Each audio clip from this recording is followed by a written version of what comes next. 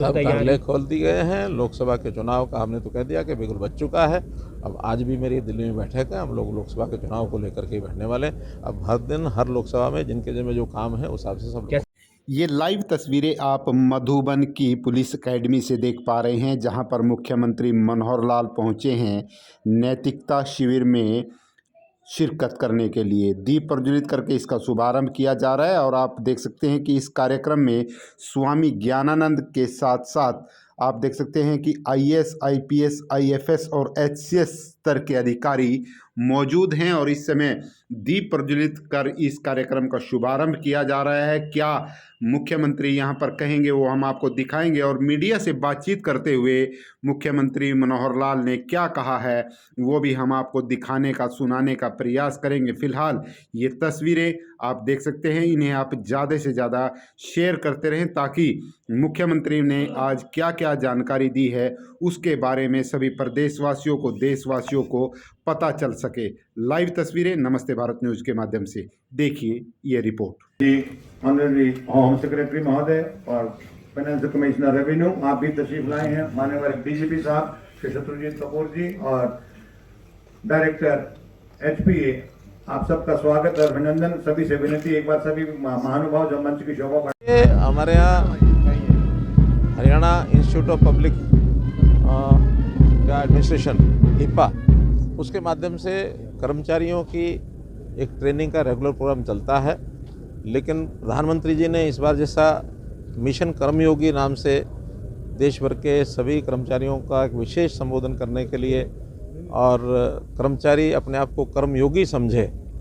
कर्मयोगी और कर्मचारी में इतना ही है, कर्मचारी यानी काम करने के लिए अपनी दिनचर्या पूरी की। योग के साथ कर्म यानी जनता के हित में हर प्रकार के व्यवहार के नाते से जनहित के अंदर सब लोग लगे। ऐसा चाहे वो अधिकारी हों चाहे कर्मचारी हों, इस प्रकार का एक मिशन शुरू किया गया। हरियाणा में लगभग 3.5 लाख पक्के कर्मचारी हैं और ये प्रोसेस हमारा 30 नवंबर को शुरू हुआ था और बहुत सी ताकत इसमें लगी है और 31 मार्च तक इसको पूरा करना है। 3.5 लाख में से लगभग 2 लाख कर्मचारियों का प्रशिक्षण हो चुका है और 1.5 लाख बाकी जो हैं अगले फरवरी और मार्च के अंदर हो जाएगा और एक अच्छा उसका रिजल्ट निकल रहा है। बहुत से कर्मचारी इससे बड़े प्रसन्न हैं, प्रभावित हैं और अपने काम में दक्षता कैसे लेकर के आएँ और उनका दृष्टिकोण और उनकी सोच कैसे ये बदले, खास करके जनहित में काम करने की उनको यानी प्रेरणा उनको मिले, काम चोर न बने, काम को पूर्ण मनोयोग से करें। इस प्रकार का एक ये शिविर है और अच्छा उसका कल बजट आ रहा है सर, कितनी उम्मीद हरियाणा को, पूरे देश को? देखिए कल चूँकि अभी अंतरिम बजट है तो पूर्ण बजट नहीं है, इसलिए अंतरिम बजट तो कुछ समय के लिए होता है। जैसे चुनाव होकर के नई सरकार आती है फिर अपना पूर्ण बजट लेके आते हैं, उस समय अपेक्षा की जा सकती है। अभी उसका कोई विषय। हरियाणा का भी बजट?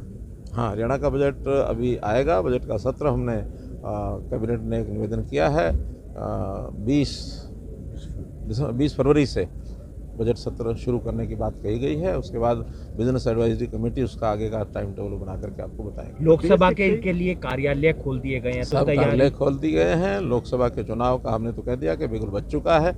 अब आज भी मेरी दिल्ली में बैठक है, हम लोग लोकसभा के चुनाव को लेकर के बैठने वाले हैं। अब हर दिन हर लोकसभा में जिनके जिनमें जो काम है उस हिसाब से सब सीटें ये तो सब चीज़ें पार्लियामेंट्री बोर्ड के ऊपर निर्भर करता है। ईडी की कार्रवाई को लेकर जो विपक्ष पे लगातार हमले कर रहे हैं, ईडी का हमारा कोई संबंध नहीं है, वो एक इंडिपेंडेंट एजेंसी है और उनके पास कुछ सूचनाएं रहती हैं, वो अपनी कार्रवाई करते हैं और समाज देश के अंदर ऐसे संस्थाएं जो जिसका काम होता है सब अपने तरीके से करती हैं। ऑटोनोमस बॉडीज जो होती हैं उसमें सरकार का कोई दखलंदाजी नहीं होता।